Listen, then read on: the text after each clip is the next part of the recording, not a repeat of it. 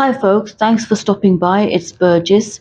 Today I wanted to show you this really old acrylic pad that I bought a really long time ago. I think it might have been maybe, I would say about 15, maybe 20 years ago. Yes, it's that old. It's by Dale Rowney and it's designed for acrylics. I never really used it. I don't know why I bought it actually. I don't paint in acrylics. I've never painted in acrylics. Back then, I never painted in acrylics. I think I just like the idea of buying art supplies, and I can be like that sometimes. So I paint. I have this, and recently I've been painting in acrylics using the one-stroke technique where you double load a flat brush to paint petals and stuff. But I really wanted to use this to paint a tree, and what I wanted to do was to paint a tree with a bit more detail, and the only way to do that really is either you use gouache, which has its own drawbacks when you're using gouache on top of gouache on top of gouache, or you can use acrylics.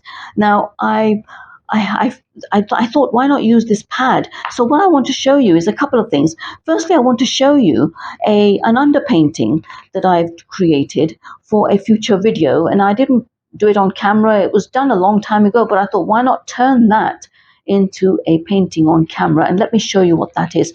I've got here,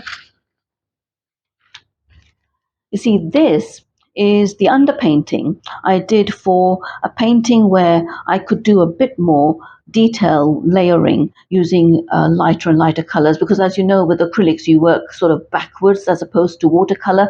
You work from dark to light. So what I thought I'd do is I haphazardly put down these various colors using a brush, any colors and in any fashion, just to give it the appearance of a tree, and it does look like a tree now. So what I thought I'd do in a future video is to start layering to give it a sort of a popping 3D effect, and then put the branches in, and maybe a little bit of a fence here. I love fences, so I thought I'd do that. But this is not the reason I'm making this video. I want to this is one of a trailer for another video that I have created, and the link to that will appear up here, and I'll show you that in a minute.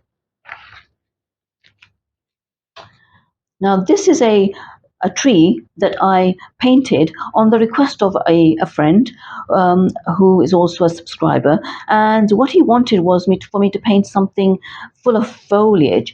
And I thought, in fact, the camera is too dark, too light rather, so let me lighten it a bit, because this is not a true reflection of what the painting actually looks like. Yeah, this is right. That's what the painting actually looks like when you look at it when you actually look at the actual painting off camera.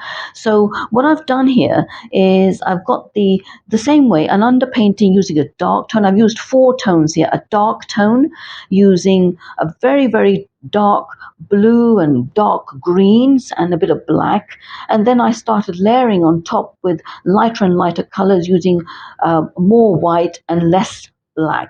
So and let's just have I wanted to show you a little bit of a close-up of it.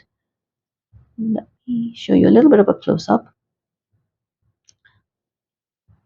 And here we are. And if you can see here, there's little branches, the little sort of branches here that I've done, and I've lightened the color of these branches, the tiny branches, with bit of white there and a bit of burnt umber with a bit of white.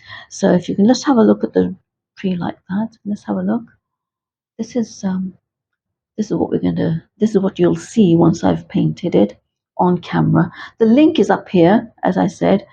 Click on that link if you want to watch it, and it's really a how-to. I've got a commentary, so you can watch how you can listen to the commentary. I've also listed some of the materials that I'm using at the beginning of the video, so if you want to pause that, go right ahead and pause it.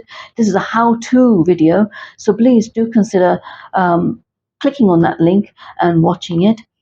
And as always, if you could go to that link, watch the video, like the video, give it a thumbs up, leave a comment, and of course share it with any of your arty friends. And of course, if you've subscribed already, thank you so much for that. And if you haven't subscribed already, please consider subscribing if you like this video. Thank you so much for watching, and I do hope to see you soon. Thank you very much, and don't forget to watch that video. Thank you very much.